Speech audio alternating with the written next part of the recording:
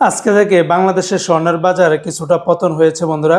আগের তুলনায় বর্তমানে স্বর্ণের রেটটা আজকে থেকে নতুন দাম নির্ধারণ করেছে। আগের তুলনায় কিছুটা কমেছে স্বর্ণের দাম। বিগত কয়েকদিনে প্রায় 8 বার স্বর্ণের দাম বাড়ানো হয়েছে, তবে আজকে থেকে আবার কিছুটা কমেছে স্বর্ণের দাম।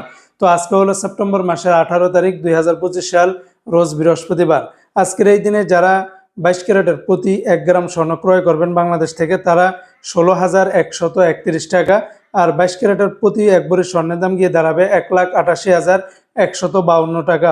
এই 1,88,152 টাকা এটা শুধুমাত্র কাঁচা স্বর্ণের দাম, তবে এর সাথে ভ্যাট ট্যাক্স, মেকিং চার্জ এগুলো কিন্তু যুক্ত করা হয়নি। সেগুলো যোগ করলে 2 লাখ টাকার কাছাকাছি চলে যাবে। 21 ক্যারেটের প্রতি গ্রাম 1,53,098 টাকা, তাহলে 21 ক্যারেটের প্রতি ভরি 1,79,602 টাকা।